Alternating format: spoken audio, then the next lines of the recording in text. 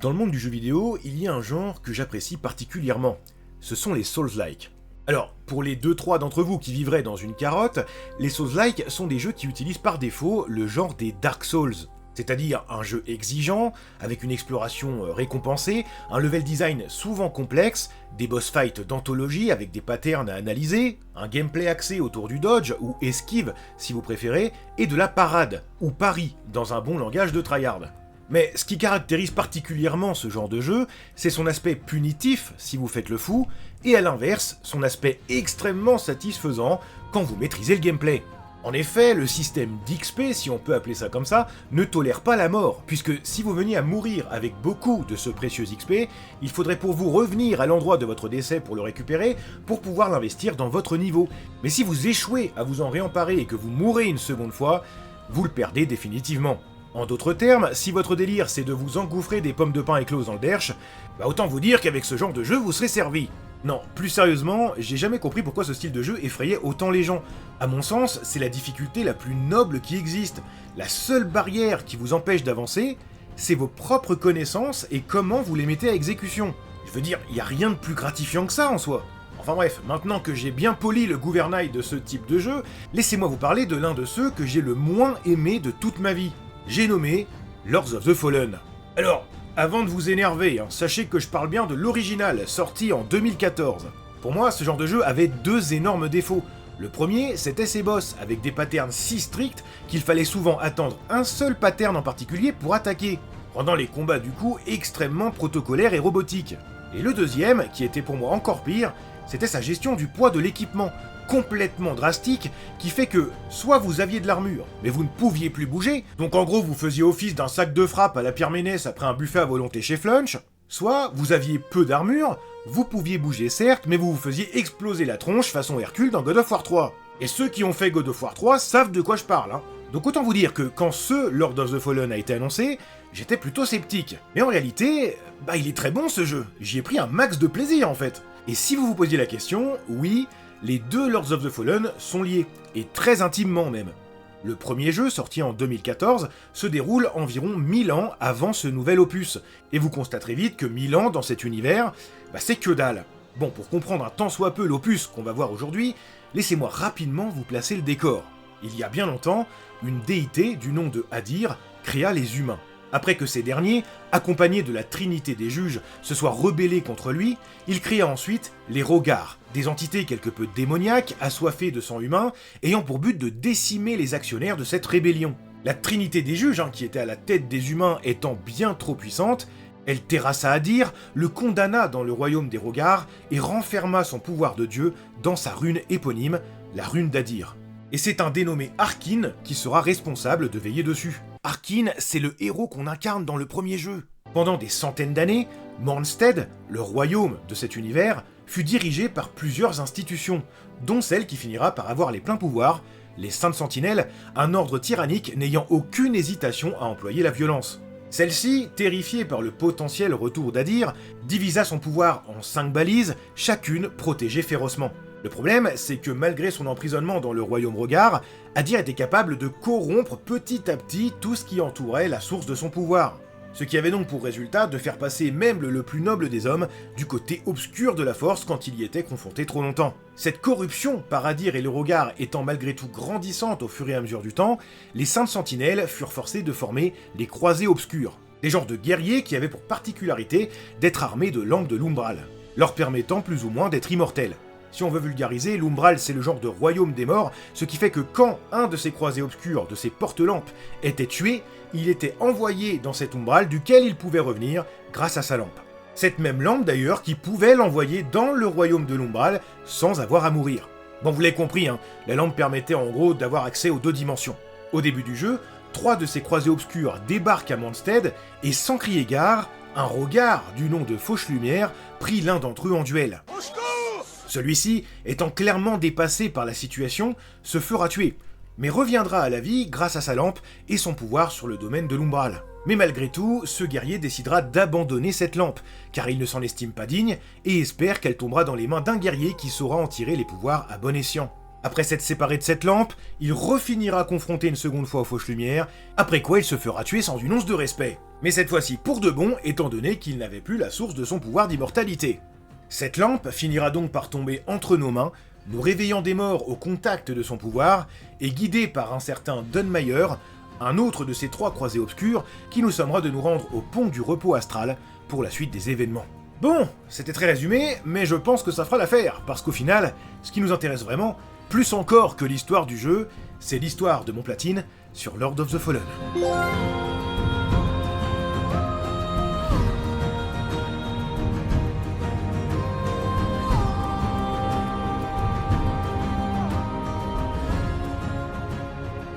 Bon, petit disclaimer avant qu'on rentre dans le vif du sujet, sachez que ce jeu n'est pas ce que j'ai joué de plus optimisé sur une PS5. Vous observerez bien des chutes de FPS dans ce gameplay, j'en suis désolé, ça ne vient pas de vous ni de la vidéo, mais évidemment du jeu qui a été visiblement optimisé sur un grille-pain. Cette parenthèse étant close, nous pouvons rentrer dans le vif du sujet. Me voici désormais en possession de cette lampe me rendant immortel, et c'est avec elle que je devrais mettre la lumière sur un avenir radieux, et sur l'endroit potentiel où se trouve ma dignité, parce que je crois que celle-là, j'ai dû l'oublier en route. Est-ce qu'il n'y a pas un mulet là? Oh la vache, c'est dégueulasse. On n'aurait pas un petit mulet là? Même le perso me dit non, non, non, please. Un jeu sans mulet, c'est forcément un jeu de merde. Hein. Oh! Le toucher du Seigneur. Je crois qu'on va partir là-dessus. Hein. On va devoir partir là-dessus, messieurs dames. Je crois que c'est inévitable. Viens ici, viens manger mon chaussé au moine, mon enfant. T'as déjà bouffé du Saint-Vergeron? Mais bon, je crois que nous tenons notre héros. Voilà la gueule du Avenger qui va sauver la planète, messieurs dames. Pour finir, on lui fait un trou de balle en tatouage sur le menton, c'est parfait. Comme ça, l'ennemi saura pile poil où taper. Hein. Là, j'en prends un à la verticale, techniquement, je suis à l'horizontale. Dans la foulée, hein. Ça part d'un plan sur l'autre. Maintenant armé de ma peau de bête comme une aristocrate en retard sur la mode, j'apprendrai à mettre toute âme qui vive à plat ventre sur le dos pour imposer à mon échelle une suprématie sans équivoque. Bon, j'ai clairement aucune raison de le faire, hein, mais n'étant qu'un simple être humain, il y a des réflexes qui, même revenus des morts, ne tentent pas à disparaître. Hein. Très vite, j'apprendrai à utiliser les pouvoirs de cette lampe, me permettant, comme bon me semble, de passer du côté obscur de la force, ou plutôt, me permettant de transiter dans le monde de l'umbral, domaine de la mer putride, un genre de monde de la mort, m'offrant une perspective différente sur le monde qui m'entoure. Ce qui veut dire en gros que des passages qui seraient fermés dans le monde des vivants pourraient être ouverts dans le monde des morts que je pourrais emprunter grâce à la lampe. Attention toutefois, car je peux, comme bon me semble, me rendre dans ce monde, mais il me faudra une effigie pour en sortir. Ce qui veut dire en gros que je ne peux pas faire ce que je veux. Après m'être sorti de ce premier bourbier et m'être servi de la population locale pour me délier les bras après cette longue sieste qu'on appelle la mort, je tomberai très rapidement sur Otto le Saint Rempart, un guerrier qui, visiblement, a pris du White Spirit en guise d'apéro ce midi. En soi, heureusement que ce premier boss était une promenade de santé, parce qu'à ce moment-là, j'ai clairement un peu de mal à prendre le gameplay en main. Parce que oui, moi aussi j'ai pris du White Spirit à l'apéro ce midi. Après avoir héroïquement vaincu cet ennemi redoutable, j'apercevrai une lampe orange scintillante sur le sol. Dans un premier temps, je pensais qu'il s'agit de ma dignité, que j'ai égarée il y a bien longtemps. Mais en réalité, il s'agit d'une indication me disant qu'un autre porte-lampe, dans un autre univers, est mort non loin de là d'une créature environnante. Ce qui fait du coup qu'en localisant cette dernière, je pourrais le venger et obtenir les récompenses supplémentaires sur un mob plus résistant qu'il ne devrait être. Vengeance pour les déchus. Oui bon, en gros, si t'as pas capté, ça veut juste dire qu'un autre joueur est mort à cause de ce mob-là. Et je vais être honnête et parler français. Pour mourir à cause de ce mob-là, c'est bien plus que du White Spirit qu'il faut avoir bu ce midi. Plus loin, je rencontrerai le Pérégrin de Fer, qui, outre le fait qu'il fasse beaucoup trop l'ancien, me dira que je porte la marque d'Adir et qu'il faut que je me renforce face au regard, et que si j'accorde de l'importance à la notion de liberté, ma quête me demandera de défier les dieux eux-mêmes. Oui bon, ok, merci papy, c'est gentil, mais je joue à un Souls-like là, donc tuer des dieux c'est le minimum syndical, tu m'apprends rien. Quelques mètres plus loin d'ailleurs, je trouverai mon premier stigmate. Les stigmates sont des marques laissées depuis l'umbral et visibles dans l'axiome avec laquelle je devrais interagir pour avoir des éléments de lore cryptique sur un événement s'étant déroulé à cet endroit précis. Mais que vois-je? Un hippie sous LSD m'observe pendant que je prends des notes sur les fragments du passé. C'est évidemment inacceptable, et étant donné que Manstead accueillera les Jeux Olympiques en 2087, il est de mon devoir de nettoyer toute présence de SDF le plus rapidement possible. Ce faisant, après lui avoir infligé un coup de gourdin, j'utiliserai ma lampe pour décrocher son âme de son corps, avant de lui asséner plusieurs coups de babouche et conclure par un coup critique par le biais de mon boutoir, et de ce fait, lui avoir infligé une correction qu'il méritait clairement pas. L'essence de la mort. J'ai aucune idée de ce que je viens de faire, mais c'était énorme. C'est le sacré mineur. J'ai l'impression qu'à tous les jeux que je joue ces derniers temps, il y a des mineurs partout. Je sais pas si c'est parce que je suis youtubeur, mais... Après avoir débarrassé ces lieux de la présence de toutes ces racailles, Vous avez assez de cette bande de racailles. On va vous en débarrasser.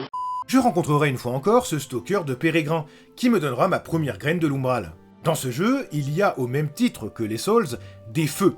Bon, qui dans ce jeu s'appellent des vestiges. Ces vestiges sont donc des points de réapparition en cas de mort, mais c'est également l'endroit où vous passerez vos niveaux, où vous régénérerez votre vie et ferez réapparaître tous les ennemis. Ces vestiges ont tendance, dans ce jeu en particulier, à être très loin les uns des autres, mais grâce à cette graine que Papy vient de me filer, j'aurai la possibilité de la planter dans un parterre fleuri de l'Umbral pour en faire émerger un cadavre purulent. Alors oui, comme ça a l'air de pas avoir de sens, mais ce cadavre purulent, vous l'aurez deviné, fera office de mini-vestige. Très pratique donc pour se créer un point de téléportation personnalisé en cas de besoin, ou ne pas avoir à parcourir 500 bornes après une mort malencontreuse. J'utiliserai donc cette première graine de manière très maladroite, mais j'avais pas vraiment le choix, le tuto m'y a obligé. Plante d'ombre. Une fois avoir fini ma session jardinage, je me dirigerai vers une grande cour qui me semble absolument parfaite pour un boss fight. C'est donc à ma plus grande surprise qu'en y pénétrant, je serai contraint d'affronter Pietà, une guerrière sans pitié qui me barre la route menant au pont du repos astral. Il faudra que je m'y reprenne à 2 fois pour vaincre cette gourgandine, et en échouant la première, j'apprendrai une mécanique assez intéressante. Quoi?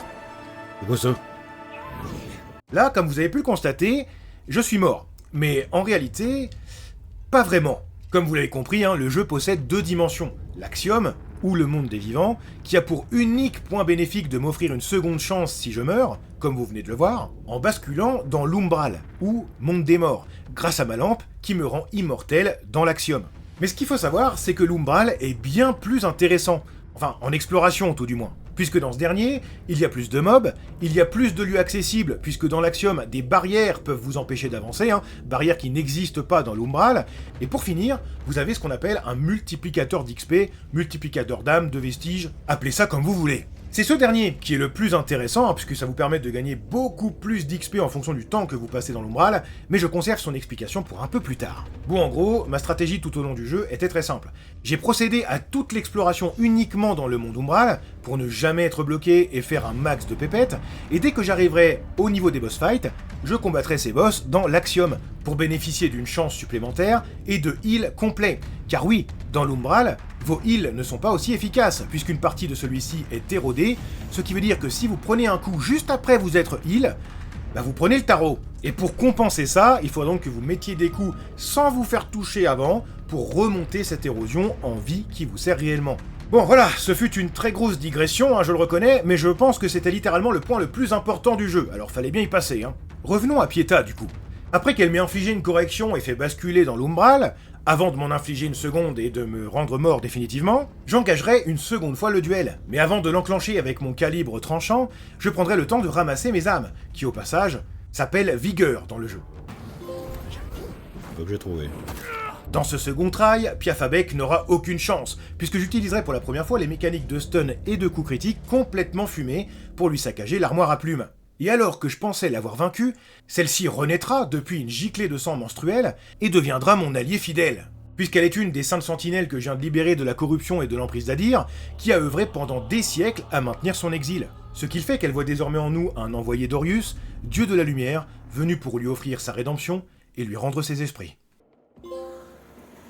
Grandeur and Decadence. Le passage maintenant libéré vers le pont du repos astral, autre nom que possède le hub central, mon genre de QG quoi en gros, il ne me reste qu'à parcourir les quelques mètres qui m'en séparent et d'y faire mon entrée. Repos parmi les morts. Je serai accueilli par mon fidèle Kung Lao, ou Dunmayer, vous savez, l'un des 3 croisés obscurs du début du jeu, et accessoirement celui qui m'a envoyé ici. Celui-ci m'accueillera au sein de ces croisés dont je fais désormais partie, et me briefera sur la situation.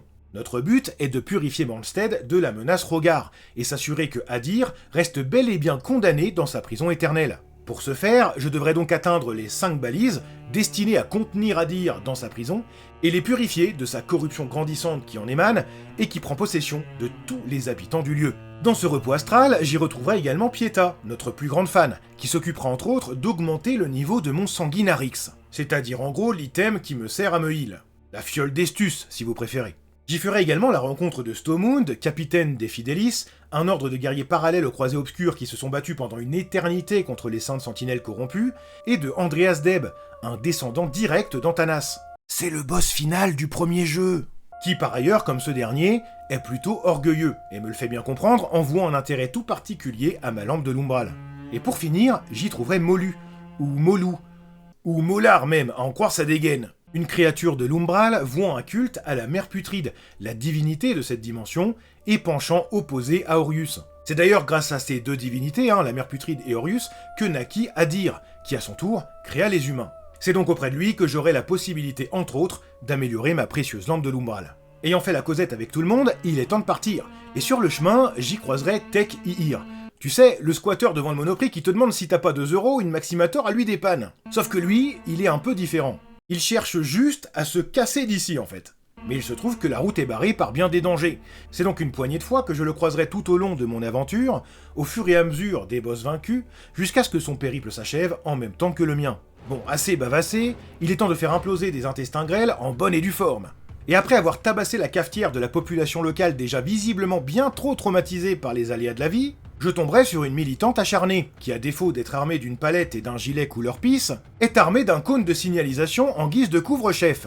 Je sais donc à ce moment-là précisément ce que j'ai à faire et quel est son point faible. C'est alors tout logiquement et sans aucun mal ni remords que je déploierai le 49.3. Et sans surprise, elle n'était clairement pas faite pour encaisser autant de démocratie. Oh le bâtard.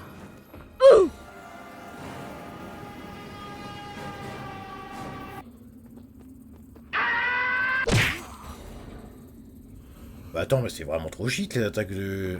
Je m'attendais à faire des dégâts, mais pas à ce point-là. What? Ah! Oh, le coup de l'échelle, je vais le spammer.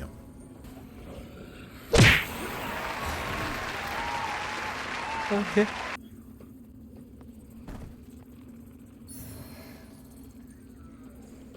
Cochon.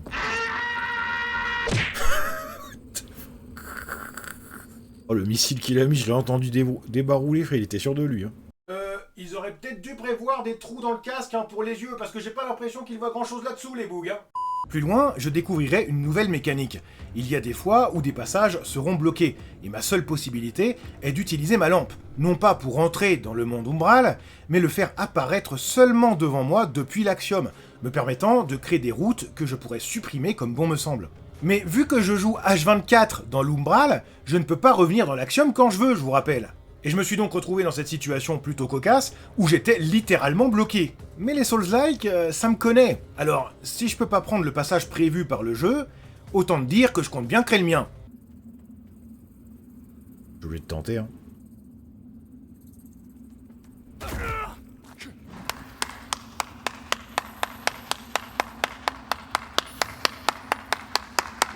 Je vous demande de vous arrêter. Juste après quoi, je serai récompensé par un guet-apens à l'ancienne. Checkez-moi ça. Ah mais c'est Blasphemous là. Ça change de dégaine, hein. Blasphemous. Par contre, ma hitbox a augmenté drastiquement avec le chibre que je me trimballe sur la tronche. Et ça me plaît peut-être un peu moins. Ouais, c'est pas faux.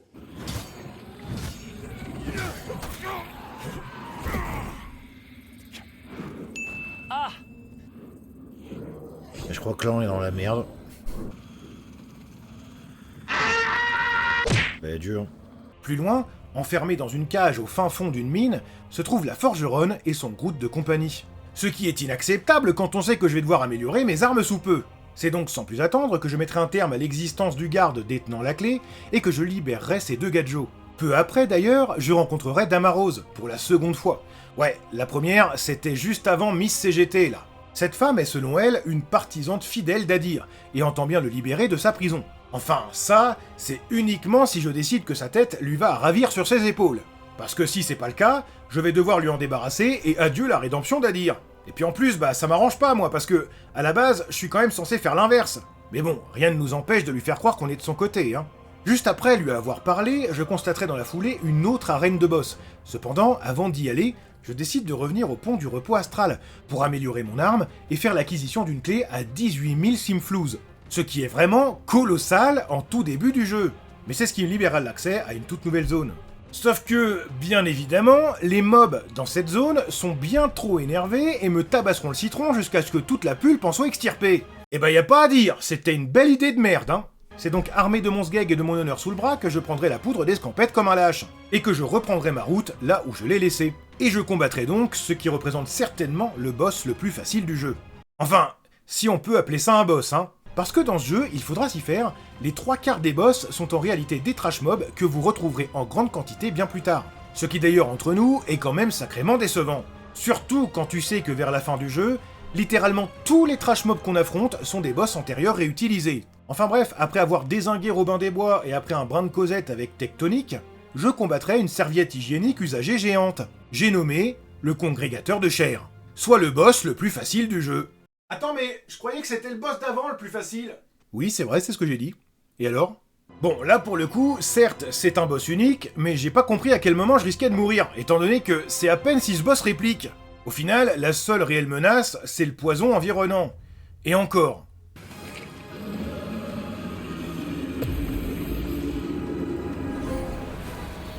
Ensemble dans l'amour.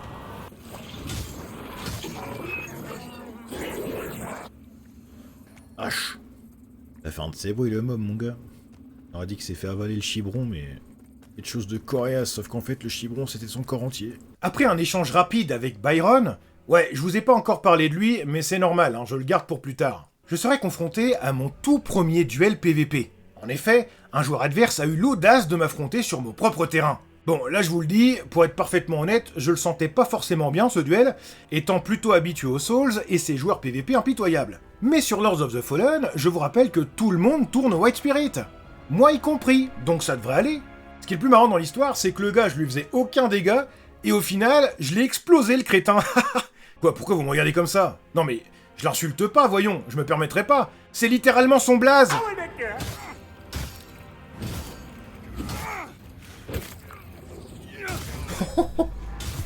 Je t'ai tellement chié dessus.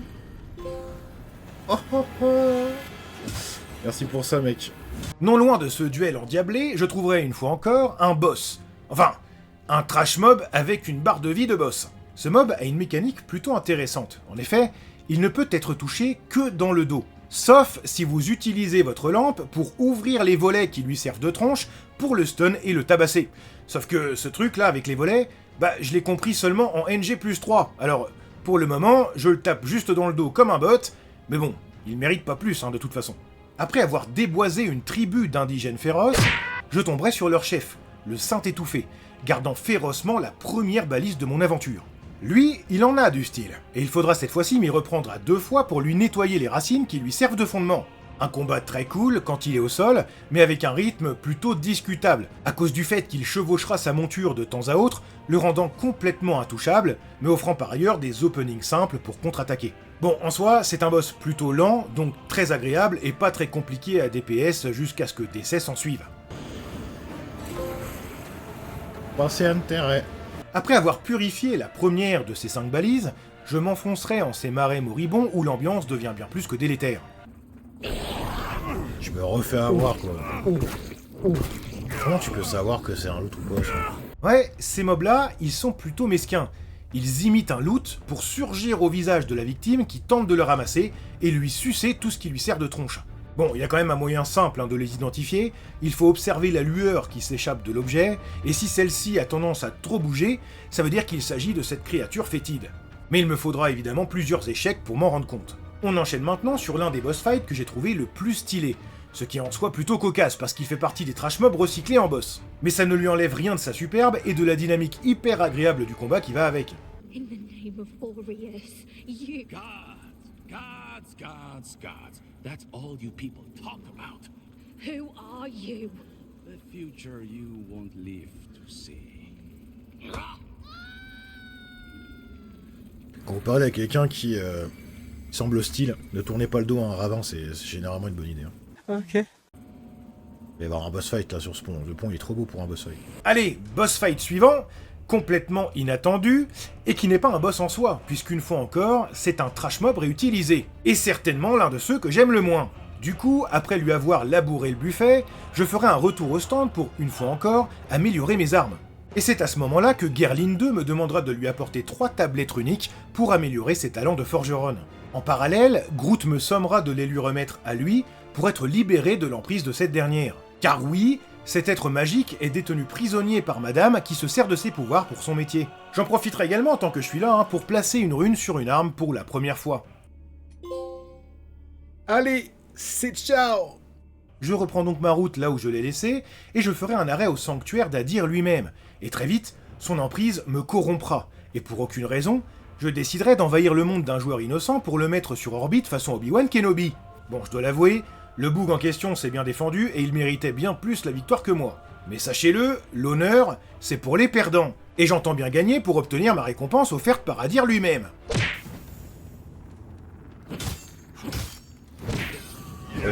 Il s'est fait tuer par le mob, je suis KO. Mais non, le mob il me prend la victoire. Ouais, je sais, c'est dégueulasse, mais pour ma défense, bah j'ai pas fait exprès. Ah, si vous avez des emmerdes et que vous finissez au tribunal, donnez cette excuse, ça marche à chaque fois. Hein. Et puis, de toute façon, le karma va très vite me le faire payer, hein, parce que après avoir pris la confiance et envahi un autre joueur, je tomberai sur ce que la race humaine fait de pire dans le monde du jeu vidéo.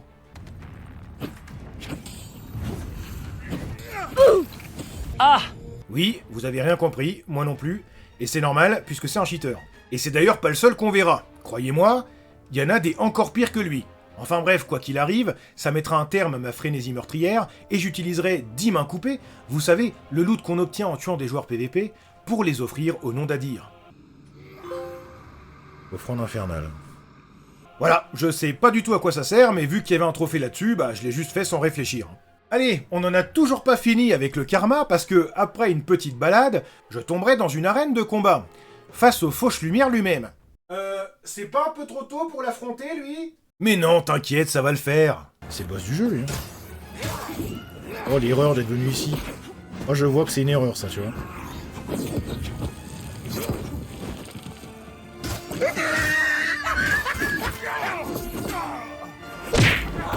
y est, dès le début du jeu, dans la...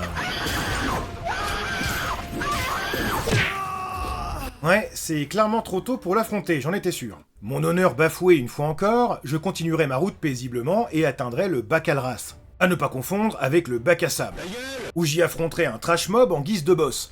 Et officiellement, le mob que je déteste le plus du jeu. Tout ce qu'il fait, vraiment l'intégralité de ce qu'il fait, est chiant.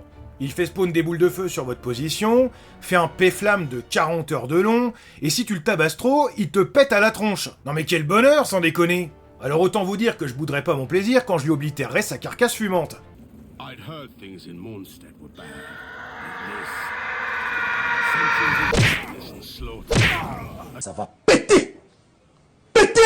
Après avoir littéralement traversé le village du Chétan lui-même, j'affronterai la progéniture répudiée.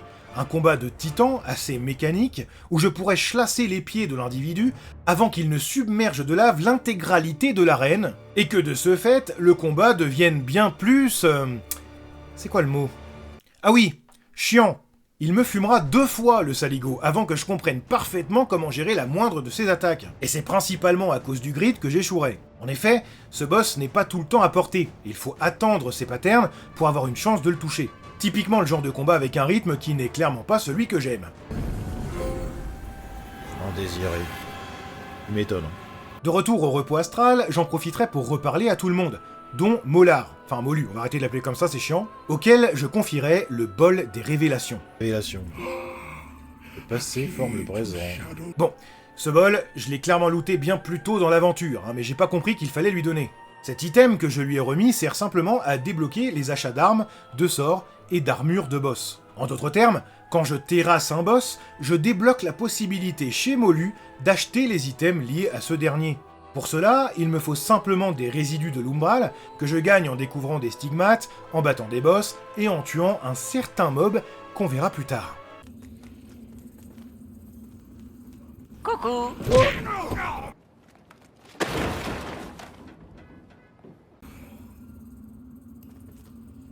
voit bien la différence entre les deux, là. Ah si. Prochain arrêt maintenant, les mines du désespoir. Un lieu bourré de mineurs. Et non, cette fois-ci, je ferai pas la blague. Attention à vous, les gars, il y a des youtubeurs pas loin. Ta gueule! Dès mon arrivée sur place, je serai agressé par un hooligan qui pensait avoir une chance alors qu'il était armé de 2 croix en bois. Non mais quel manque de respect! Bon, je veux bien que j'ai jamais su ce que j'avais foutu de ma dignité, mais il y a des limites quand même. Bon, après avoir corrigé cet insolent, je rencontrerai Gollum. Bon, je vous fais pas encore de dessin, hein, c'est pour la quête de Byron qu'on verra un peu plus tard. Non, ce qui nous intéresse, nous, c'est les boss. Enfin, les trash mobs utilisés comme boss parce qu'il n'y avait pas assez de budget. Et le suivant d'ailleurs, il est plutôt vénère, mais je dois impérativement le tuer, puisque celui-ci recèle la clé des égouts permettant de baisser le niveau de l'eau, me donnant accès à une toute nouvelle zone. Une fois l'avoir vaincu, je prendrai la porte qui est juste derrière lui, et sachez-le, c'est à cet endroit que se trouve le truc le plus débile de tout le jeu. Ce boss donc, que je viens de tuer, est nécessaire pour certaines quêtes de PNJ. Mais l'ascenseur là, littéralement à 5 mètres derrière lui, si vous avez l'audace de le prendre, vous bloquez sans aucune raison ces mêmes quêtes. Alors que, vraiment j'insiste, il n'y a aucune raison pour que ce soit le cas. Je veux dire, que ce soit au niveau du lore, du level design, il n'y a rien qui le justifie ça. Enfin bref, c'est pas encore le moment de s'énerver là-dessus, on va le garder de côté parce que ça concerne pas cette run, alors continuons. Après avoir pris cet ascenseur donc, j'atteindrai Okalrath, lieu où les mobs commencent sérieusement à être solidement solides. C'est ici que je trouverai ma seconde balise, gardée par absolument personne en fait. Enfin si, par lui là. Ouais, sacrée menace. Dans la foulée, je traverserai la pire zone du jeu, avec littéralement tous les mobs les plus infects. Le serpent à sonnette à arbalète à cuquifouette, la gobeuse de chibre lanceuse de boules de feu, la scie sauteuse sur pattes, et j'en passe. Après avoir traversé tout ça, je me rendrai compte que ça servait pas à grand chose, puisqu'il s'agissait simplement d'un raccourci vers le repos astral. Ce qui m'obligea donc à retourner dans les égouts pour poursuivre le chemin après avoir baissé le niveau de l'eau. Et très vite, je ferai face aux ombres de Yharnam elle-même. Bon, si tant est que c'en soit au mieux leur version Thémous ou Jack Fuego, Non mais Théma, elles sont tellement sous apéritif, il y en a carrément une qui s'est foutu la gueule dans le décor toute seule. Ça fait beaucoup là, non?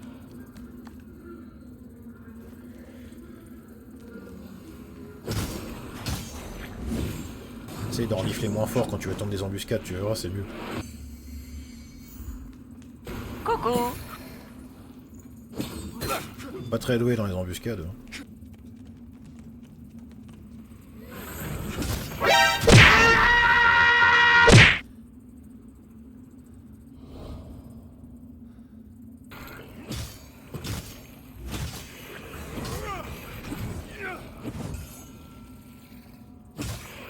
Eux, littéralement, leur spawn, c'est mon trou de balle. Je les vois pas quand je passe. Je me retourne, il est à 1 mètre de moi, frère. Je pense que mon trou de balle, c'est un point de respawn. Comment ça, mon ref? Bon, comme vous avez pu le constater, tout s'est parfaitement déroulé pendant que je m'enfonçais dans ces profondeurs accueillantes. Et c'est d'ailleurs pas sur le point de se conclure, puisque au bout de ce bourbier se trouve l'un des boss les plus puissants du jeu, qui me lavera littéralement 5 fois avant que je lui nettoie sa carcasse.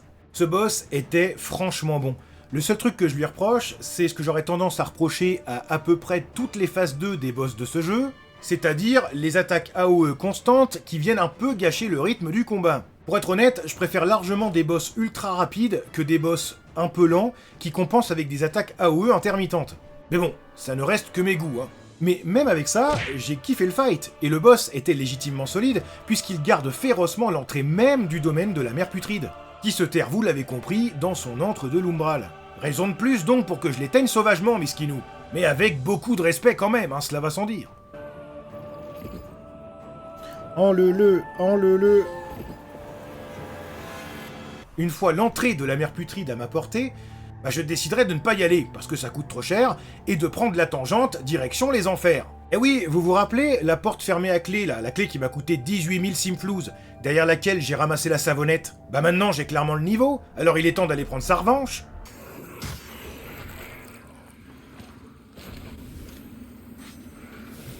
Paquez-vous là, ça va être bien. Yo.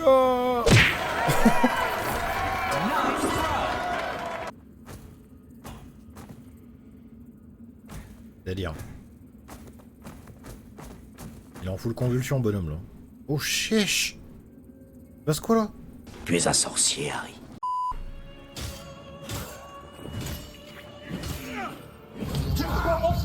là-dessus, je crois. Le grid dans toute sa splendeur. Je vous présente Tête de Cloche, un autre trash mob qui aura eu une fois le privilège d'être un boss. Et ne vous moquez pas de lui, parce qu'il me l'a mise une fois, et de manière plutôt cocasse en plus. Dédicace d'ailleurs à son attaque fétiche, où il sonnera l'heure du casse-croûte en se tabassant la ganache à coups de marteau pour t'envoyer son meilleur pet fouf au visage. Quelle attaque fascinante, n'est-ce pas? Oh, ça a l'air cool. Il faut que tu sois là à ce moment-là, toi, mais putain de salope. Mais regarde-moi ça. Oh, c'est le pire jeu. T'allumes tout le monde et t'as le vieux pécor de base du jeu, il te met dans la porte et tu peux plus bouger. Est-ce que tu peux le tuer? Bah non, parce que le mur a une hitbox 7 fois supérieure au mob. Bon là ok, j'avoue j'ai ragé, mais en même temps, il y avait de quoi, D'expérience, je vous le dis, je me suis déjà enfourné des pommes de pain écloses dans le cul qui m'ont fait passer un meilleur moment que celui que vous venez de voir, Bon, avant de refaire tout le chemin jusqu'à l'endroit où je suis mort héroïquement, vous connaissez le refrain, retour au repos astral, où je continuerai d'améliorer mon arme, pour cette fois-ci, enfin, atteindre le niveau maximum de cette dernière. Aiguisé à la perfection. Et puis je reprendrai ma route, direction le chemin des fournisseurs de la Manse. Bon, si je meurs, je m'en fous. Donc là, on a un problème. Encore. Je suis pas sûr, mais je crois qu'on a un problème, là. Merde, c'est Bruno. Putain, non, pas Bruno. À quelques mètres de Bruno Salomon, au cœur même de ce grand domaine, assez incroyable à explorer par ailleurs, se trouve un duo de boss. Enfin, un duo de trash mob utilisés comme des boss. Bon, vous commencez à être habitués maintenant, L'objectif en temps normal, dans cette situation, serait de focus l'un des deux, pour ensuite se retrouver en situation de 1v1. Mais dans ce cas précis, le second boss ramènera le premier à la vie s'il est tombé depuis quelques secondes. Il va donc falloir essayer de frapper les deux entités à part égale si je veux gagner du temps. Bon, là en mode boss, j'avoue que ça peut être un peu relou, mais quand ce sera des trash mobs, elles n'auront tellement pas de vie qu'il sera facile d'en pulvériser une avant même qu'elle ait le temps de bouger, offrant une situation du 1v1 direct et sans problème. Après avoir réglé cette formalité, je passerai par la chapelle, où j'y trouverai une énième quintessence bien gardée, et j'aurai le choix entre deux possibilités. Soit aller chez les Saintes Sœurs, soit de faire la tour de la pénitence. Pour commencer, je tuerai le boss, enfin, encore un trash mob à qui on a donné trop d'importance, qui garde cette tour. Bon là pour le coup, même pour un trash recyclé, il fera bien plus office de sac de frappe qu'autre chose. Il est lent dans tous les aspects. Je veux dire, même pour crever il est lent, c'est un truc de ouf.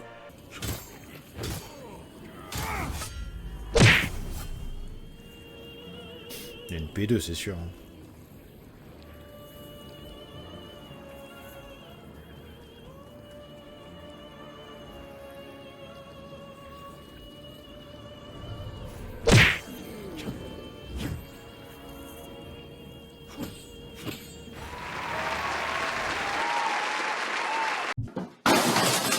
Et à peine vaincu, je ferai face à la plus grosse dinguerie de tout le jeu.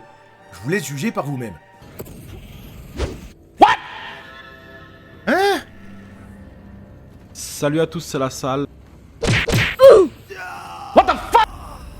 Moi je dis Hagra, Hagra. Hagla. Vous avez rien compris à ce qui vient de se passer, Eh ben moi non plus, encore une fois. Et c'est normal, puisque je viens de me faire pull-up par un cheater. Sauf que là, il y a un problème. Je viens littéralement de me faire foudroyer dans un endroit que je n'ai jamais exploré. Et ne sachant donc pas où c'est, je devrais explorer efficacement, et ce sans mourir, si je veux avoir une chance de récupérer mes précieuses vigueurs. Et pour le level que j'avais à ce moment-là, j'en avais pas mal, puisque j'en ai perdu plus de 40 000. Bon, par chance, la DA de l'endroit où je suis mort est plutôt parlante. Cette couleur rouge significative me fait comprendre que je dois prendre le chemin de l'abbaye des Saintes Sœurs. Car dès l'entrée, je peux en constater ce ton écarlate ornant le moindre objet. Bon, là je dois dire que dans mon malheur, je m'en sors plutôt pas mal, puisqu'il me faudra seulement quelques minutes pour faire mon entrée dans cette fameuse arène où je me suis fait laserifier. Et je dois dire que même si je me suis fait TP par un cheater, c'est bien le boss, le trash mob revisité, qui m'a tué. Bon, en soi, c'est un combat extrêmement simple, quand on n'est pas pris au dépourvu, à condition d'arriver sur la gourgandine avant qu'elle ne déclenche son laser. Pour certes ne pas le bouffer en pleine face, mais aussi et surtout parce que si vous osez temporiser dans ce combat, celle-ci régénérera sa vie. Bon, en soi, rien de compliqué, surtout si vous n'avez aucun scrupule à fracasser de la piñata sans défense. Après cette glorieuse victoire et après avoir bavardé avec Tech qui nous suit comme notre ombre, je me rendrai compte que désormais, le moindre trash mob de la zone a au moins une fois été utilisé comme boss. En d'autres termes, cette zone va être un absolu bonheur à explorer. Donc, en ayant récupéré mes précieux vestiges et en ayant accumulé des supplémentaires avec la forte concentration de trash mob environnant, je les utiliserai à bon escient pour atteindre le niveau 100. Et c'est le niveau 100. Vétéran. La tronche du vétéran, toi. Le niveau 100 le plus rapide de l'histoire du jeu vidéo à atteindre, si vous voulez mon avis.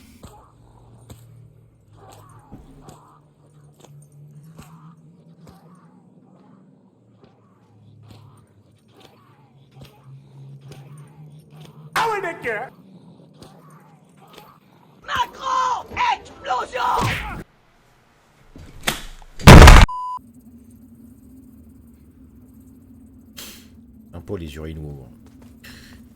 Un peu les urinoirs, on dirait les chiottes d'un festival. Exactement ça. Et je crois que j'ai trouvé les responsables, ils sont encore sous opium. Ok.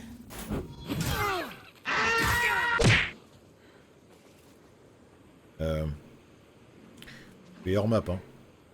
C'est pas normal ça. Quelqu'un lui a dit ou pas? Tu es hors map, hein. Écoute-la respirer.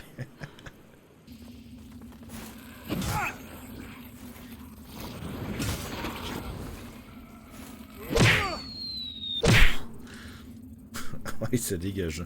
C'est beau quand même un mob avec des ailes qui meurent de dégâts de chute. Après avoir franchi cette zone des enfers, je serai rejoint par le pérégrin contre le boss suivant. Enfin, le trash mob revisité. Il compte mettre des vrais boss dans ce jeu, ou ça va juste être des mobs du vestiaire aléatoires les uns derrière les autres? Eh bah, bonne question. Bon, alors, déjà que les trash mobs revisités sont forcément pas fous en termes de boss, mais là, vu qu'on est deux, autant dire que la guenaude, elle va se faire valdinguer comme un épileptique en pleine convulsion. Hein. Une fois ce boss vaincu, d'ailleurs, je récupérerai la précieuse rune d'Adir, me permettant de lever la corruption ou de libérer le grand méchant, selon mon souhait.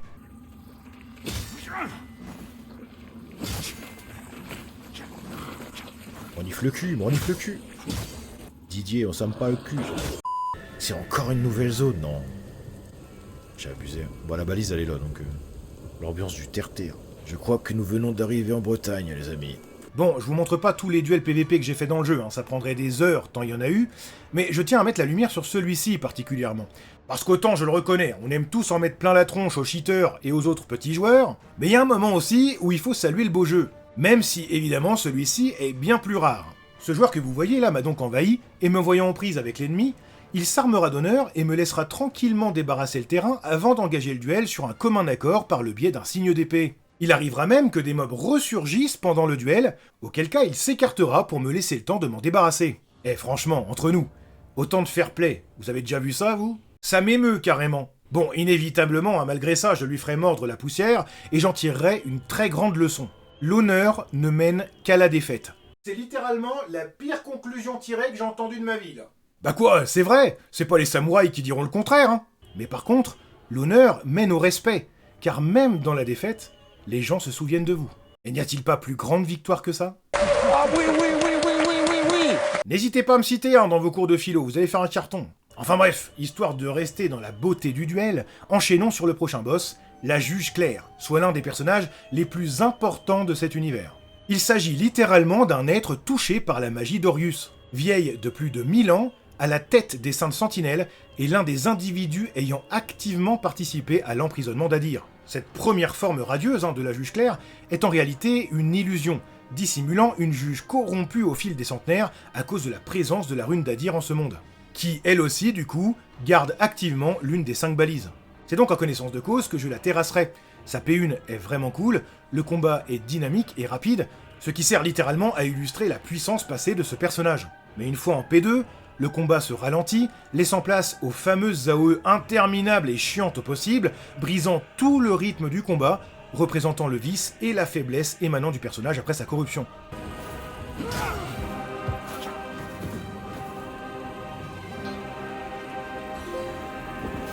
Judgment.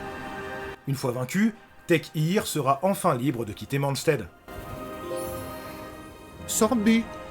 Et ce, sans même nous dire au revoir le salaud. Et je purifierai la 3e de ces 5 balises. Après un duel PVP finement exécuté, je reprendrai le chemin de la tour de la pénitence où un dédale vertical m'attend. Oh là là, mon dieu. Putain, mais je sais même pas ce... Qu'est-ce qui se passe?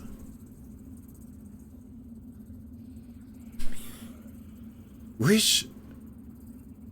Il fait quoi, là? Checkez-moi ça, la rafale! C'est un délire. Et voilà, bon.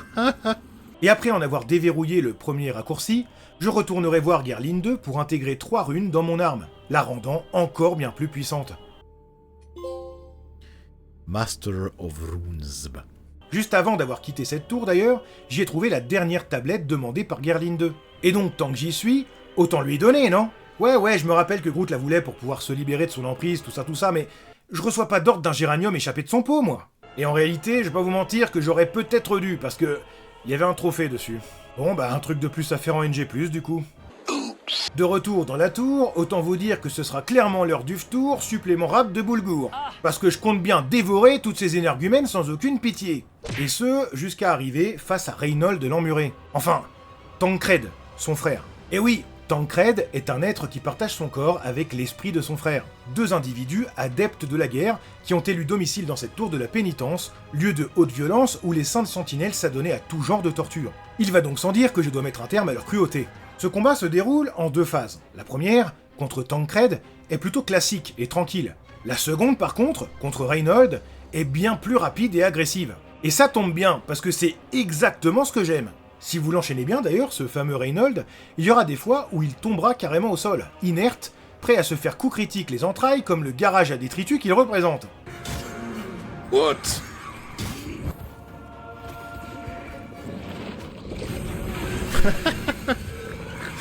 Je t'ai pas respecté, je suis désolé. Léché aux 2 visages. Pour aucune raison, là, j'ai mis 10 minutes à comprendre que l'ascenseur était divisé en 2 niveaux, malgré les très jolies flèches qui indiquent au demeuré dans mon genre à quoi ça sert. Comme quoi, même avec un panneau, j'ai réussi à galérer, ce qui est plutôt cocasse. Et d'ailleurs, pendant que je galérais à chercher, je me suis permis de le faire avec style, en changeant notamment la couleur de mon accoutrement. Dégradé de violence.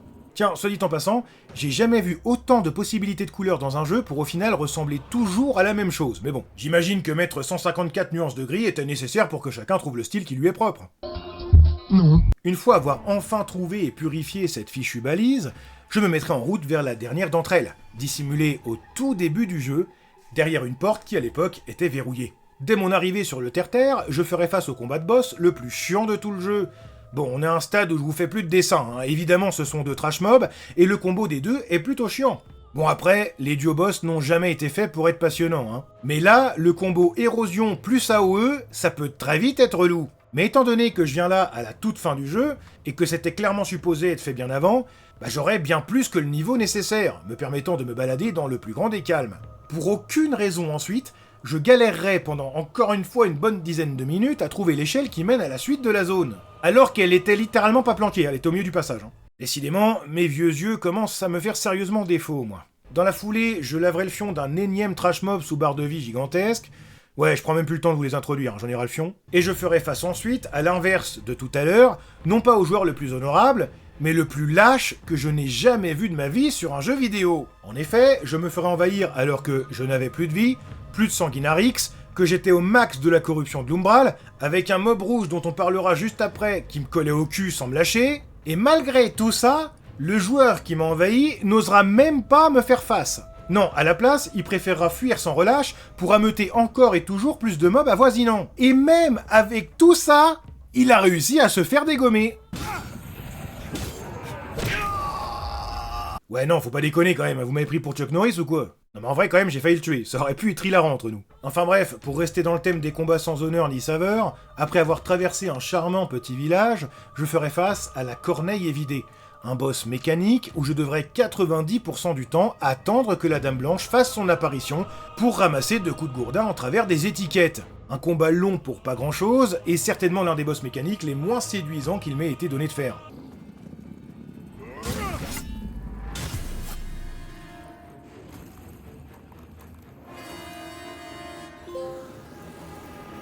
Elle du deuil, ok. Pourquoi pas. Après avoir allumé la dernière des 5 balises qu'il protégeait, j'irai voir Molu pour améliorer ma lampe au maximum. Victoire éclatante.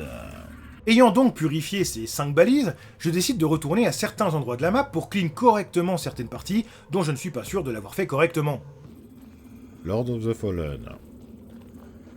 Les hitbox les plus massacrés du monde du jeu vidéo.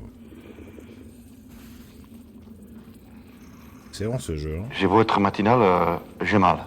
C'est donc ainsi, et sans crier gare, que j'affronterai, cette fois-ci réellement, le Fauche-Lumière, un regard infecté par un parasite de l'Umbral, créé dans le but de décimer les porte-lampes. Et ce, sans même qu'on lui en donne l'ordre. Ce combat peut sembler intimidant aux premiers abords, mais il s'avère que tous les patterns sont logiques. Il n'y a pas de délai et les mouvements du boss sont très lisibles. C'est par ailleurs, selon moi, l'un des meilleurs combats du jeu, car il n'y a aucun artifice, pas ou peu d'AOE, le rythme est excellent, même s'il est interrompu parfois par le fait que le boss se barre dans les airs, et c'est donc non sans plaisir que j'en ferai mon casse-croûte.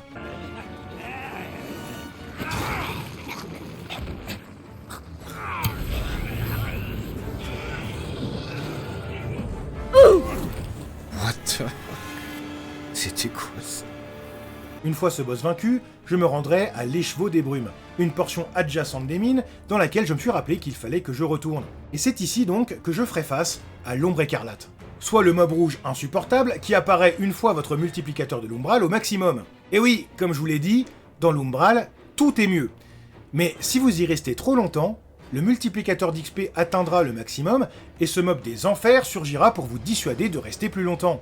Mais si ce matin, avant votre cuite au White Spirit, vous avez mangé des lions au petit-déj, bah vous mettrez tout ça à profit et vous lui décrasserez la chaumière dans le plus grand des calmes. Get down. Bon, en réalité, ce mob est dur la première fois, hein, certes, mais une fois les patterns connus, autant vous dire que vous allez le farm comme un cochon. Hein. Enfin, en tout cas, moi c'est ce que j'ai fait, et pas plus tard que 10 minutes après d'ailleurs. Une fois les chevaux explorés entièrement, je reprendrai ma route direction le château de Bramis, où je serai accueilli par le pérégrin de fer qui se retournera contre moi, ayant perdu foi en l'humanité entre-temps, et donc ne faisant pas confiance à mon talent. Trop les AOE dans le jeu, c'est dingue. Il n'y a pas un boss qui fait une AOE. Mais il se passe quoi? Je suis clippé dans la porte, regarde, what? Ce jeu en paplard. Bon, très vite, je lui montrerai qu'il se trompe à coups de savate dans le citron, et je le tuerai. Enfin, pas vraiment, mais on parlera de sa quête dans une future NG+, hein, pas d'inquiétude. Plus loin, ce sera Damarose qui attendra son coup de trompette et qui le recevra sans délai. Je lui ai expliqué un truc, moi je suis un nerveux. Eh? Oh, t'es sous White Spirit ou quoi? Tu es là, hein? Cette fervente sujette d'Adir a compris ce que je faisais et tente de m'en empêcher. Mais là, une fois encore, vous verrez dans une future NG que sa quête nous en apprendra plus. Après avoir traversé les abîmes du Tartare, avoir infligé une correction fulgurante à quelqu'un qui en avait clairement pas demandé autant...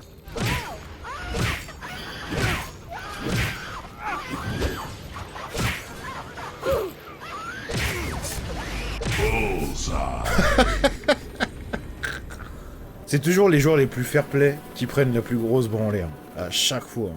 Et avoir exploré l'énorme château de Bramis, je ferai face à son souverain, le monarque morcelé. Ce combat, je pense que c'est l'un de mes préférés.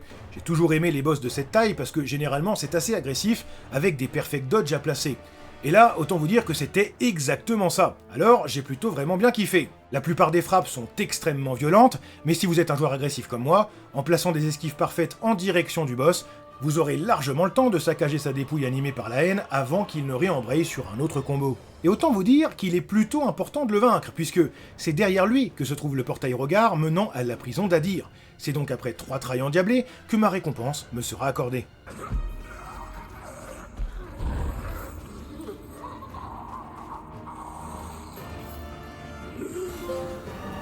The King is dead. Juste devant ce portail, je trouverai le stigmate de Melchior. Bon, je vous ai clairement pas du tout parlé de cette quête, parce que honnêtement, il s'agit seulement de parler à un dénommé Drustan à 3 endroits du jeu pour la compléter, mais en gros, ce dénommé Drustan est à la recherche de son frère. Au fur et à mesure de l'aventure, celui-ci comprendra que Melchior, son frère donc, était allé au château Bramis, et c'est donc en tentant de rejoindre ce dernier que Drustan finira par mourir. Au final, on comprendra que Melchior, lui aussi, est mort, sacrifié par les regards pour se servir de son corps comme réceptacle pour Adir. Culte des héros. En parlant du loup d'ailleurs, maintenant que j'ai purifié les 5 balises de la corruption d'Adir, il est temps d'enfoncer le clou une bonne fois pour toutes et savater le grand Adir lui-même pour qu'il nous foute la paix. Bon, évidemment, il s'agit d'un boss mécanique, faisant plus office de combat de lore plus que de combat acharné, et donc en le terrassant, j'aurais mis fin à des centenaires de corruption, et j'aurais rendu la lumière d'Orius à tous les citoyens de Mondstadt. Alors, parce que, oui, forcément. Eh oui, si tu t'as plus l'ombral, t'es foutu. Lumière et notre guide. Une fois cette histoire terminée, je déclinerai la proposition de passer en NG+, et je remplirai ma lampe de la capacité maximale Dieu de l'Ombral. Ah!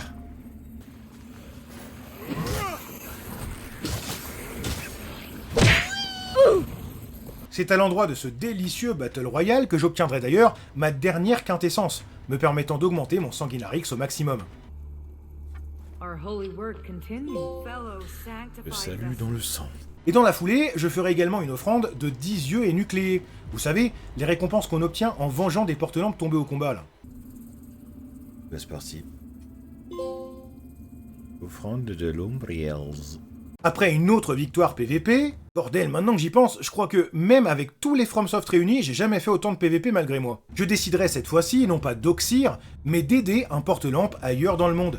Et pour ça, je déciderai de lancer une NG+, pour ne pas perdre une minute. Bon, ok, j'ai dit que j'aiderais un autre joueur, mais en réalité, j'ai un peu menti. C'est plutôt l'inverse. Et de toute façon, j'avais pas le choix, puisqu'un trophée me demande de saluer un autre joueur, mais en réalité, c'est pas saluer qu'il faut faire, c'est l'inviter dans notre partie. Du coup, au moment où je serai rejoint, la précieuse récompense me sera offerte. Oh, camarade.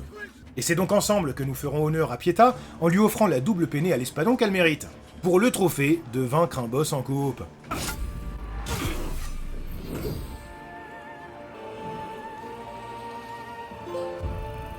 Un triomphe partagé. Bon, durant cette NG+, mon objectif est clair, faire la deuxième fin, complètement inverse à la première, où cette fois-ci, au lieu de condamner, je libérerai à dire, et pour ça, très simple, il s'agira simplement de ne pas purifier les balises et les laisser tranquilles. Mais je ferai également un maximum de quêtes de PNJ. Dans cette run, je ferai celle de Stomund, celle d'Isaac, le paladin mort à qui nous devons notre lampe, celle d'Andreas Deb, celle de Sophésia la prisonnière, celle de Damarose et celle de Dunmeyer. Et évidemment, cette fois-ci, je libérerai Flamèche. Bon, bah ça en fait des trucs, hein, je vous propose de démarrer sans plus attendre. Bon, pour commencer, on perd pas les bonnes habitudes, hein, donc je laverai le fion d'un insolent qui a osé m'envahir, dans la foulée, le mob rouge prendra le savon à son tour, puis je trouverai une prisonnière que cette fois-ci, je prendrai le temps de libérer, je fumerai le mob rouge, je farmerai le matricule d'un autre insolent, je fumerai le mob rouge, je discuterai avec Byron, de qui je tenterai de faire la quête, mais qui va foirer à cause de la raison débile évoquée tout à l'heure avec l'ascenseur. Byron est un fossoyeur autrefois garde des Saintes Sentinelles, dont la femme était une porte-lampe. Ce couple menait un amour interdit, puisque les Saintes Sentinelles ont un code strict, les contraignant à rester seuls.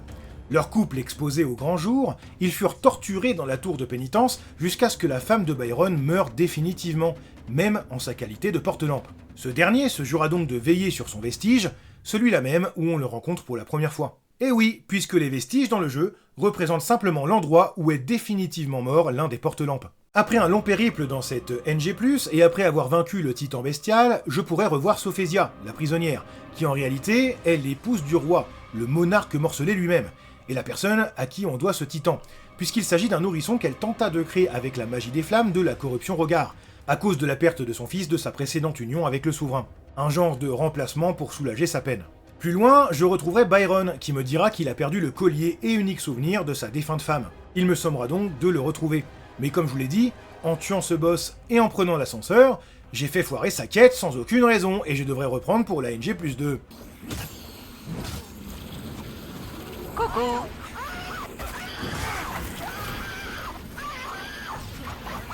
Qu'est-ce qu'il fait, mon perso? What? Hein?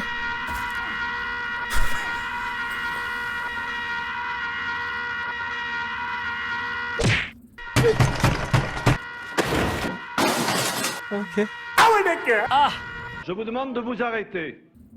Un projet étudiant. C'est un projet étudiant, ce jeu. Je vais t'expliquer un truc, moi je suis un nerveux. C'est le jeu de l'année, frère. Le jeu de l'année, frère. Je ne vous en ai pas parlé, mais tout au long du jeu, j'aurai l'occasion de découvrir des stigmates parlant de la vie d'Isaac, avant que celui-ci ne se fasse séparer la tête du reste du corps au début du jeu. Vous vous rappelez la séquence. Isaac était un paladin très intègre, mais dévoré par le doute. En effet, son frère, lui aussi faisant partie des Croisés Obscurs, s'est fait exécuter à cause de son orgueil, ce qui eut pour effet de déstabiliser Isaac et le faire se remettre en question quant à ses motivations, censé le rapprocher de la lumière d'Orius, mais qui pourtant lui semblait avoir l'effet inverse. Ce boss donc n'est pas Isaac, mais une manifestation dans l'Umbral de ce doute que je devrais réduire au silence une bonne fois pour toutes. Allez, bonne nuit.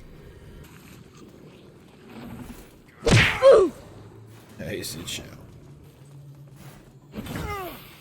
Faut descendre, hein. Allô? Descendre. Que tu fais? Un bouquetin, le truc. Salut à tous, c'est la salle.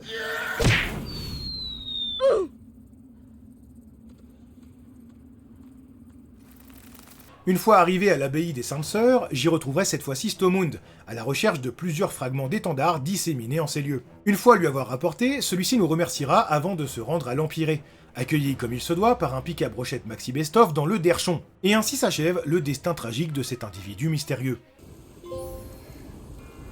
Fidèle. Après avoir mis la main sur les tablettes, cette fois-ci je ne referai pas la même erreur et je libérerai Flamèche du joug de Guerline 2. Celle-ci le prendra un peu mal et gonflera le prix de tous ses items, mais je m'en reluis le berlingot étant donné que je lui ai déjà tout acheté dans l'ANG. Tour sur la route. Let's go. N'ayant purifié aucune balise cette fois-ci, ayant tué tous les boss qui les protégeaient et ayant libéré l'Umbral des tourments d'Isaac précédemment, il me sera possible d'invoquer ce dernier pendant mon combat contre le Fauche-Lumière, afin de lui offrir la vengeance qu'il mérite. Mais il y aura également Andreas Deb qui m'attendra de pied ferme afin de m'aider lui aussi dans cette tâche. Alors oui, il y avait des étapes au préalable, mais pour le bien du timer de cette vidéo, on va essayer d'accélérer, hein. Andreas, lui, il est un peu moins altruiste. Je suppute même qu'il espère que je meure pendant le combat pour récupérer la lampe de mon cadavre. Enfin bon, en combattant donc ce Fauche-Lumière et en le terrassant, l'esprit tourmenté de Isaac peut enfin reposer en paix. Encore. Et ce que je supputais s'avérera au final correct, puisque n'ayant pas succombé au combat, contrairement à ce noob d'ailleurs, qui est visiblement revenu à la vie malgré l'absence de lampe, donc au final je comprends même pas pourquoi il avait tant que ça, Andreas me sautera sauvagement dessus en pensant naïvement qu'il avait la moindre chance.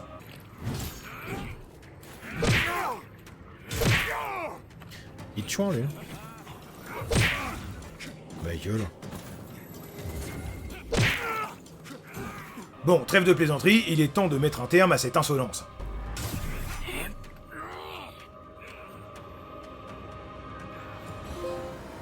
Héritage d'Antanos. Dans la foulée, je rendrai une petite visite à la Mère Putride, dans son royaume de l'Umbral. Dernière zone d'ailleurs qu'il me manquait, pour les avoir toutes explorées. Les pérégrins. Bon là, je viens juste de foutre des résidus en l'air, puisque venir ici ne m'est d'absolument aucune utilité sur cette NG+. Pourquoi faire ça?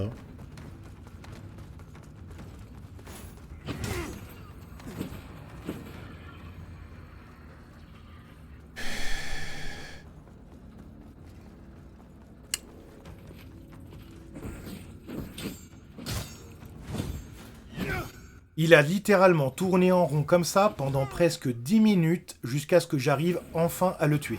Il a même pas, ne serait-ce qu'une fois, essayé de me taper dessus.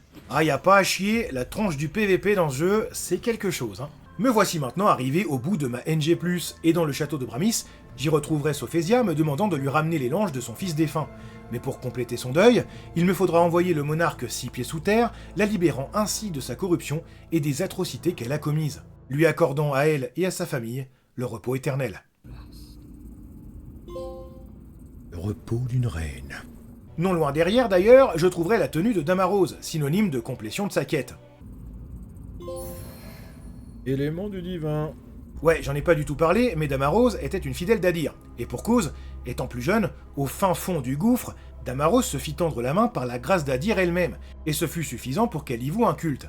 Il faut savoir que les partisans d'Adir et les Rogars sont fascinés par les membres découpés, qui servent à crafter leurs armes en l'occurrence. Et ils sont surtout fascinés par les mains, symbole même de leur dieu. C'est ainsi donc que Damaros me demandera de récupérer un membre pour l'offrir à Adir, mais le rituel ayant échoué, elle se proposera elle-même au sacrifice, après que j'ai tué des cibles importantes, dont le Fauche-Lumière lui-même, lui offrant tous les ingrédients nécessaires au bon déroulé de cette ultime offrande. C'est donc ainsi que je retrouverai uniquement ses vêtements à l'endroit du crime. Après avoir discutaillé avec Adir, il constatera que les balises n'ont pas été purifiées. Il fera donc de moi son héros et me remettra sa rune renforcée, me permettant de corrompre davantage ces balises déjà bien trop fragiles et de renforcer le pouvoir de cette déité. Au pied de la 5e de ces balises que je renforcerai par cette toute nouvelle rune d'Adir, à l'Empiré, se trouve la Juge Claire, précédemment vaincue et à bout de souffle.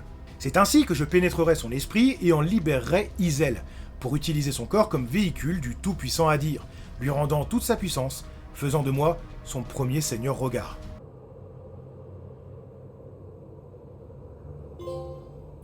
Seigneur des ressuscités. Bon, bah à partir de maintenant, outre les quêtes et la fin qu'il me reste à faire, il est temps également de commencer la collecte des items qu'il me reste. Et croyez-moi, il y en a un sacré paquet. Pour le platine, je dois récupérer tous les types de munitions, tous les objets de lancer, tous les sorts de l'Umbral, tous les sorts Radiance, tous les yeux de l'Umbral, tous les gestes, tous les anneaux et pendentifs, tous les sorts brasiers, tous les stigmates de l'Umbral, toutes les armes, et le meilleur pour la fin, toutes les armures, au fabuleux nombre de 339. Ah! Eh ben allez, c'est parti pour une tranche de fun. Bon, pour commencer, déjà, je finirai la quête de Dunmeyer. Je pensais d'ailleurs ne plus pouvoir la faire après la fin du jeu, mais en fait si. Et pour la faire courte, il nous demandera d'aller récupérer 5 bouquins sur des cibles prioritaires pour acquérir un grand savoir, pour qu'au final je le retrouve lui aussi complètement lavé au White Spirit dans l'antre de la mère putride elle-même. And this absurd tangle of wet meat is undone by her majestic beauty!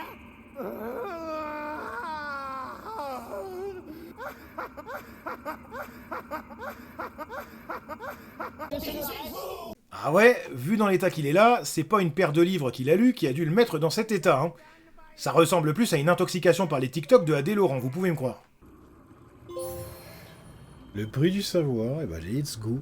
Avant donc de lancer ma NG+2, je ferai le point sur les items qu'il me reste à chasser et j'irai évidemment les chercher, en commençant par les types de munitions. Et la seule qu'il me manquait était vraiment bien cachée, même si, entre nous, avoir l'écran allumé au bon moment aurait été plutôt utile pour le voir plus tôt. Collectionneur de Mulisium. Carrément disparu. Qu'est-ce qu'elle fout là, là? Elle est dans le mur?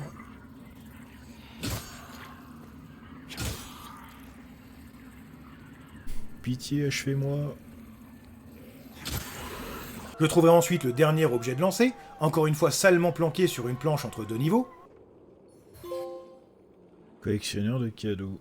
Et une fois avoir vérifié que tout ce qu'il me reste est lié aux quêtes ou au memento de boss que je n'ai pas tué sur cette run, je lancerai enfin ma NG+2 pour la 3e et dernière fin. Dès le début de la run, je foudroierai le Fauche-Lumière sans une foutue once de respect. Sauf qu'en fait, il faut pas parce que j'ai une quête qui me demande de le tuer accompagné d'un certain PNJ. Du coup, nickel, je suis bon pour recommencer la run. Une chance qu'il faille que 2 minutes pour arriver ici. Dans la foulée, je continuerai de faire comprendre à l'élite ennemie que le patron, ici, Et moi. ce après quoi je trouverai une femme étrange transformée en statue de pierre. Et cette fois-ci, contrairement aux 2 runs précédentes, je choisirai de ne pas l'ignorer, et je la libérerai de son destin funeste.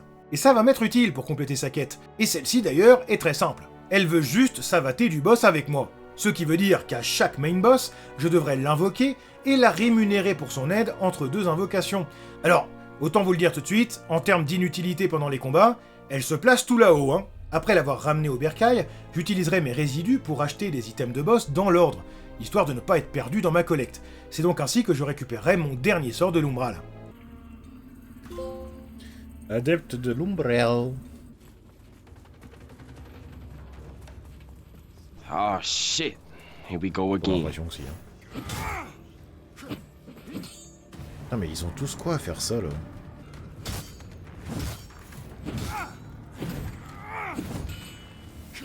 On bat les couilles, rien à foutre. Bah merci. Ouais, bon, là, y a plus aucun doute, la commu de ce jeu est complètement cuite au vinaigre, hein. Oh, y'en a un qui prend des dégâts normales là. Ah mec. Tu peux m'expliquer ce qui t'arrive là? C'est pas comme ça qu'on imagine la vie. Ah!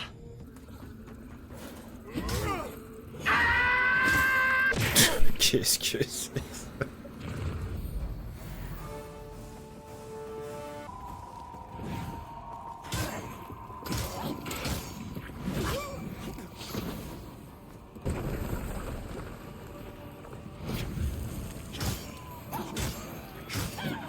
41 de dégâts, la Kukajin mange courageuse, hein. Vas-y pas trop fort, tu vas lui faire mal, non? » En tuant la promesse une fois encore, je libérerai le passage vers la mer putride, et cette fois-ci, ça me sera utile, étant donné que sur cette fin, ce sera l'Umbral qu'on choisira de faire gagner. Mais pour l'heure, il est plutôt temps de reprendre la quête de Byron, là où on l'avait laissé la run précédente. Bon, en réalité, j'ai dû la refaire entièrement, hein, évidemment, mais je vais pas vous refaire tout le topo. Hein. Rappelez-vous, Byron cherchait le pendentif perdu de sa défunte femme, et c'était en réalité Gollum qui l'avait trouvé et gardé, refusant de s'en séparer. J'ai donc dû en informer Byron, et celui-ci, constatant que cette créature de l'Umbral était inoffensive, décidera non seulement de l'épargner, mais en plus de la prendre sous son aile et de lui laisser le pendentif, lui rappelant à terme que le plus important dans cette histoire, c'est pas le poids des souvenirs, mais c'est l'amour au présent.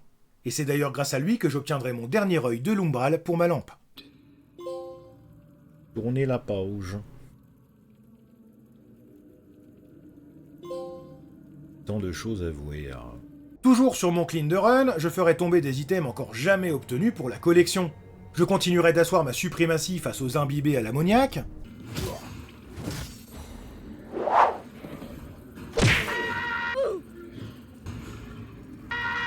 Ah bonhomme là, tu te fais...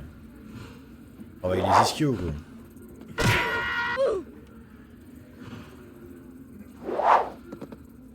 Ok. Kukajin, la femme caillou, continuera de porter mes gourdes pendant les combats. Je continuerai d'acheter les items de boss dans l'ordre, et cette fois-ci, c'est au tour des sorts de radiance d'être tous obtenus. Adepte de la radiance. Et puis j'obtiendrai ça, là. Oh oui! Alors ça, autant vous dire que c'est une très bonne nouvelle, parce que, selon le wiki du jeu, c'est l'item le plus rare, environ 0,6% de chance de l'obtenir. Alors autant vous dire que je m'attendais à devoir le farm pendant des siècles. Et entre nous, heureusement qu'il est vite tombé, parce qu'au vu de ce qu'il me reste à farm et obtenir encore, hein, on est vraiment à ça près. Plus loin dans ma run, je combattrai le Fauche-Lumière, avec l'aide de Kukajin. Enfin, si on peut appeler ça de l'aide, hein, et je compléterai la quête du Pérégrin. Alors, si vous l'aviez pas encore compris, le Pérégrin de Fer n'est autre que Harkin lui-même, protagoniste du jeu de 2014, chargé de garder la rune d'Adir pendant près de 1000 ans. Sauf qu'après tout ce temps, il n'en pouvait clairement plus de garder cette saloperie, c'est donc ainsi qu'il la donna à la Juge Claire. Mais ni une ni deux, celle-ci se fit corrompre par son pouvoir, et ainsi débutèrent les événements de ce jeu, avec les balises corrompues, les saintes sentinelles regards, etc., etc. Harkin est donc revenu en incognito, ayant perdu toute foi en quiconque, pour finir le sale boulot lui-même. C'est donc en nous utilisant, nous le joueur, qu'il parviendra à se réemparer de la rune, après quoi nous devrons le tuer pour la récupérer. Vous savez, juste devant les portes du château de Bramis, là. Ainsi, en le terrassant, celui-ci se retrouvera dans l'Umbral grâce à sa lampe, et nous le retrouverons une dernière fois pour le débarrasser du parasite qui le ronge grâce à la rune, devenant officiellement le dernier espoir de Mondstadt. Et c'est ainsi par ailleurs, en complétant sa quête, que j'obtiendrai par là même le dernier geste du jeu. Collectionneur de gestes.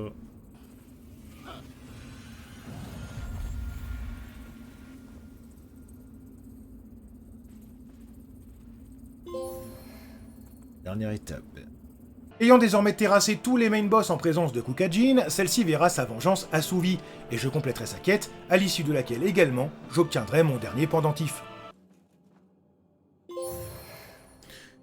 Os de venin. Et collectionneur d'accessoires.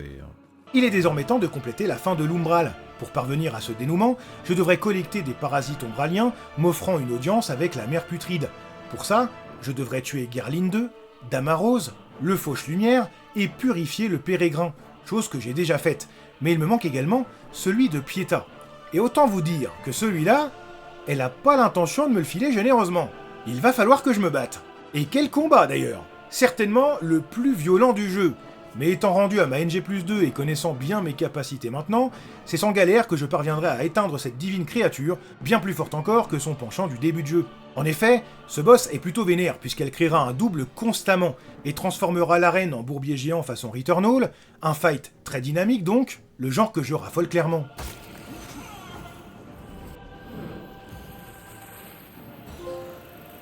Fin assouvi. En la terrassant d'ailleurs, il me sera possible d'observer mon tout dernier stigmate de l'Umbral. Rémanence. Et là, je dois dire que je m'attendais également à avoir le trophée de vaincre tous les boss. Sauf que non, en fait. Parce qu'il y en a 3 que je n'ai pas encore fait. Et qui sont plutôt bien planqués. Puisqu'ils sont littéralement planqués sous nos yeux, en fait.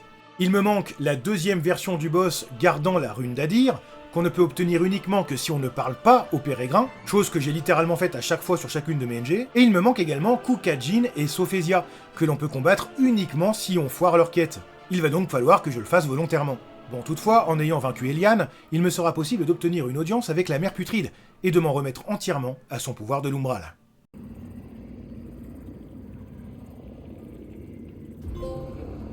Retour au néant.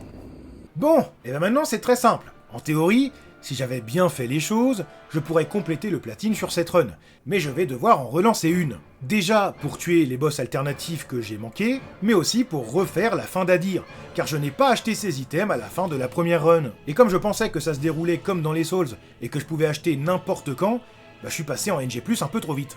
M'obligeant donc à refaire une game pour le tuer.